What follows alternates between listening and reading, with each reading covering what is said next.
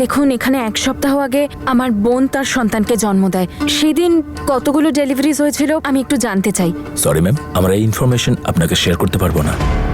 দাদা দেখুন, এটা জানা আমার খুব দরকার। অ্যাকচুয়ালি ওই দিন অন্য একজন বাচ্চার জিনিসপত্র আমাদের বাড়িতে চলে যায়, সেটাই ফেরত দিতে চাই। আপনি প্লিজ যদি একটু হেল্প করেন তাহলে আমার অনেক বড় উপকার হবে।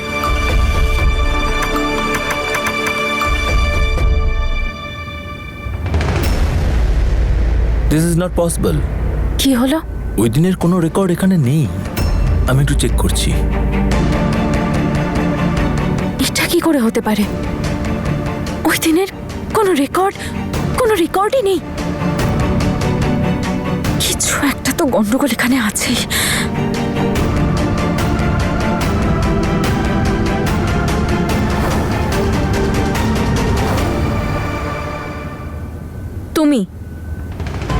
তোমাকেই খুঁজছিলাম আমি।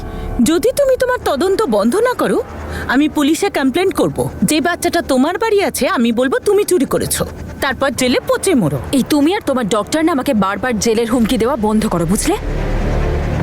এখন আমার কাছে কোনো প্রুফ নেই, কিন্তু কাল যখন আমি প্রুফ নিয়ে আসবো না, ওই বাচ্চা থাকবে তার মা বাবার কোলে আর তোমরা দুজন জেলে। কাকে দেখাবে প্রুফ? বাচ্চাটার তো নিজের বলে কেউ নেই। কি বাজে কথা বলছো? ওই বাচ্চাকে জন্ম দিল কে? ওর মায়ের তুমি অ্যাড্রেস বলে দাও, আমি নিজে গিয়ে কথা বলে নেব ওনার সাথে। কার সাথে দেখা করবে? ওর মা তো আর নেই। ওর মা তো জন্ম দিয়েই মারা গেছে।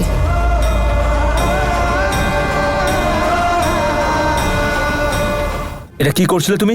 আমি তো সবজি কাটছিলাম, তাই জন্য ছুরিটা আমার। তোমার কি মনে হয় জাসমিন আমি তোমাকে চিনি না? জাসমিন সান্ধু, আমি তোমাকেও খুব ভালো করে চিনি আর তোমার এই চালাকিগুলোকেও। কিন্তু এবার তুমি দেখবে যে আমার এই একটা চাল তোমাকে তোমার পাপ মনে করিয়ে দেবে।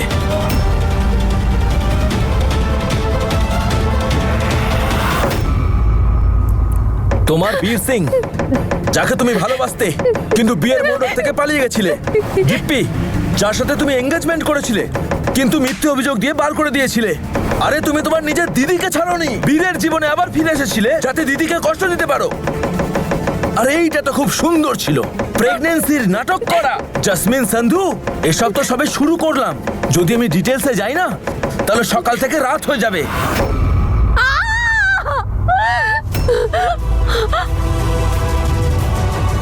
আমার সাথে চালাকি করার চেষ্টাও করো না জাসমিন সান্ধু, খুব আফসোস হবে।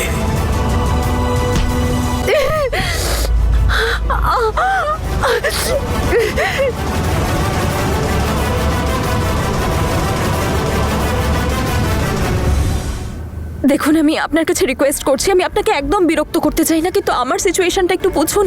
আমরা এই গিল্টের সাথে বাঁচতেই পারবো না যে এক বাচ্চাকে তার পরিবারের থেকে দূরে সরিয়ে দিয়েছি। দেখুন, বাচ্চাটা খুব মিষ্টি, আমরা সবাই ওকে ভালোবাসতে শুরু করেছি, কিন্তু আমার এটাই ভয় করছে যে ওকে যখন বাড়ির সবাই আপন করে নেবে আর ওর বাড়ির লোক এসে আমাদের থেকে দূরে নিয়ে যাবে, তখন আমরা কি করব? এই কষ্ট আমরা সহ্য করতে পারবো না। সেই জন্য বলছি, আমি রিকোয়েস্ট করছি আপনার কাছে, আপনি ওর বাবার ব্যাপারেও যদি কিচ্ছু জানেন তাহলে প্লিজ আমাকে বলে দিন, প্লিজ।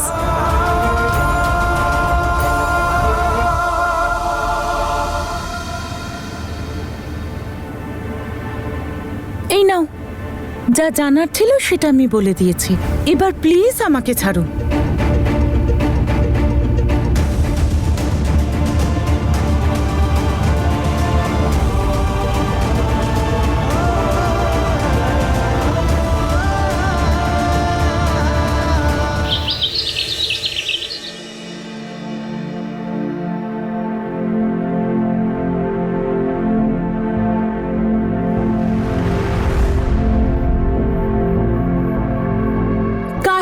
দেখা করবে? ওর মা তো আর নেই, ওর মা তো জন্ম দিয়েই মারা গেছে।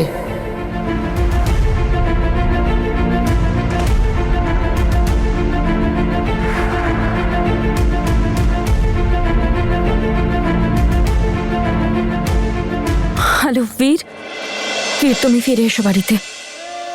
ওখানে তুমি কোনো খোঁজ পাবে না। নম্রতার পেরেন্টসের ব্যাপারে আমি খোঁজ নিয়েছি। ওকে যে জন্ম দিয়েছে সে আর এই পৃথিবীতে নেই, আর ওর বাবা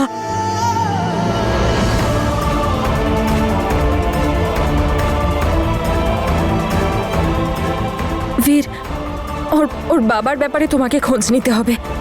যে ওই নার্স আমাদের ঠিক ইনফরমেশন দিয়েছে না ভুল বোঝানোর চেষ্টা করছে। ইনফরমেশন আমি তোমাকে এক্ষুনি সেন্ড করছি, ঠিক আছে? চেক করে নিও। বাই।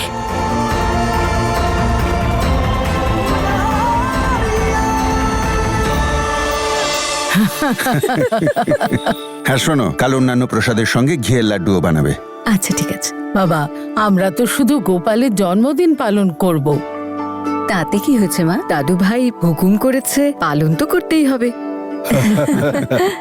আর তাছাড়াও এই খাবারটা তো আমার অমৃতটাও ভালোবাসতো।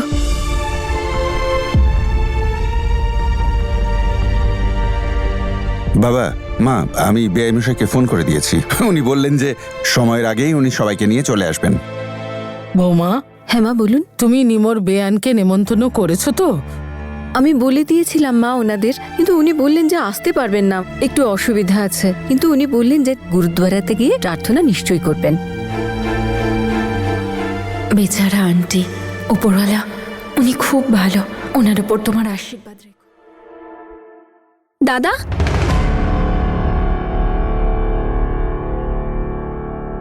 বীর, বীর সকাল থেকে কোথায় ছিলি বাবা? জল খাবারও খাসনি। দেখো দেখি, মুখটা দেখেও মনে হচ্ছে খুব ক্লান্ত। আয় আগে জল খাবার খেয়ে নে, তারপর বিশ্রাম নে। হ্যাঁ, কি হয়েছে বীর? কিসের এত চিন্তা করছিস? না না বাবা, আসলে কলেজের জরুরি কাজ ছিল তো, তাই একটু ক্লান্ত লাগছে। দেরিও হয়ে গেছে।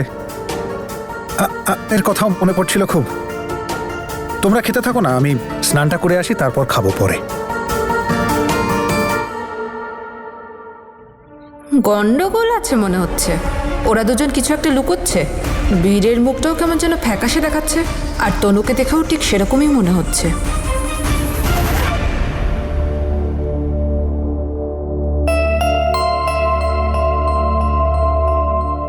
Hello mamma, hello my angel. কি করছে? বাবাকে মিস করেছে? দেখো কি সুন্দর হাসছে তনু, কি মিষ্টি না? তোমার কি মনে হয় ও আমাকে চেনে? অফকোর্স চেনে তোমাকে। তুমি ওই লোকটার সাথে দেখা করেছো? কেন, ওই ওই ওই ইনফরমেশন ঠিক ছিল না?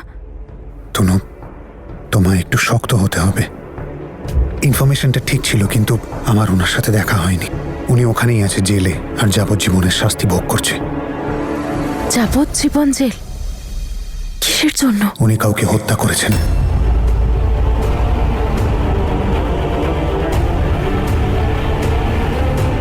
মার্ডার? আর আমি ওনার পরিবারের ব্যাপারেও খোঁজ করার চেষ্টা করেছিলাম। ওনার না কোনো সন্তান আছে আর না স্ত্রী। তাহলে নম্রতা? হয়তো হতে পারে যে এর মায়ের বিয়ে ওনার সাথে কোনোদিনও হয়নি, আর বিয়ে ছাড়াই। তনু দেখো, যে ইনফরমেশনটা দরকার ছিল সেটা আমরা পেয়েছি। এখন চ্যাপ্টার ইজ ক্লোজড। আমরা আমাদের সর্বোচ্চ সীমায় গিয়ে চেষ্টা করেছি ওর বাবা মাকে খুঁজে বের করার। এখন এই কথাটাকে এখানেই শেষ করি না, রেজাল্টটা তো আমাদের সামনে। আর এই কথাটাকে অ্যাকসেপ্ট করে নিই যে আমরাই ওর বাবা মা। তুমি হলে ওর মা, আর আমি ওর বাবা। আর বাড়ির লোক এটাই জানুক যে ও অমৃত আর জ্যাসমিনের মেয়ে। এই রহস্যটা শুধু আমাদের মাঝেই থাকবে, বাড়ির লোকেরা কোনোদিনও জানতে পারবে না। তনু, তুমি বুঝতে পারছো তো? ও আজকের থেকে আমাদের মেয়ে, আর এটাই সত্যি। তনু, কিন্তু বীর, নম্রতার বাবা জীবিত আছে, আর ওর জানা উচিত ওর একজন মেয়ে আছে। আর আমরা অন্য কারো সন্তানকে কি করে নিতে পারি? এটা তো একটা ক্রাইম। এটা তনু, এটা কোনো ক্রাইম নয়। ক্রাইম সেটা যেটা ওই লোকটা করেছে, হত্যা। কিন্তু ওদের বাবা, তাই না? আরে এটা কেমন ধরনের বাবা, যিনি এতটুকু জানেন না যে নিজের একটা কন্যা সন্তান রয়েছে? কি করবেন উনি? আর তনু জানতে পারলে উনি কি করবেন? তনু, তোমার মনে হয় উনি ওর খেয়াল রাখবেন, ওকে সুখে রাখতে পারবেন? উল্টো ওনাকে বলে আমরা সব সময় এই কথাটাতে ভয় পাবো যে উনি জানেন ওনার সন্তান আমাদের কাছে আছে এবং যে কোনো মুহূর্তে এটা সুযোগ নিতে পারে। আর তনু, চলো মানলাম যে ও জেল থেকে ছাড়াও পেয়ে গেল, তবু ওকে একটা ভালো শৈশব দিতে পারবে? তনু, এগুলো যা কিছু হচ্ছে, এগুলো উপরওয়ালার মর্জিতে হচ্ছে। উপরওয়ালা আমাদের বেছেছেন ওর পিতা মাতা হিসেবে। এগুলো সব উপরওয়ালার ইচ্ছে। আর মানুষ তখনই খুশি হয় যখন সে উপরওয়ালার ইচ্ছের অধীন হয়।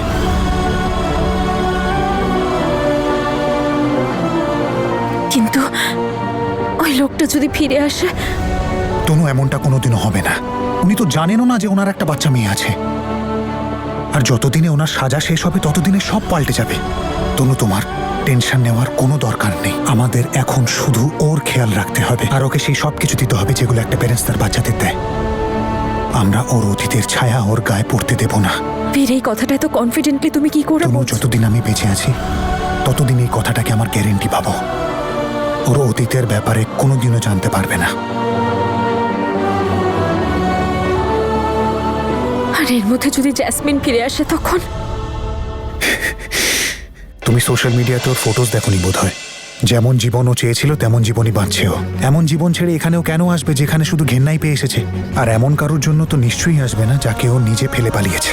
তনু, এখন সবকিছু ঠিক আছে, তুমি কোনো কিছুর টেনশন নিও না। হয়তো তুমি ঠিক বলছো বীর, ওর আমাদের কাছে থাকাই ঠিক। আর ও কখনো ওর নিজের পেরেন্টসের ব্যাপারে না জানলে সেটাই ভালো।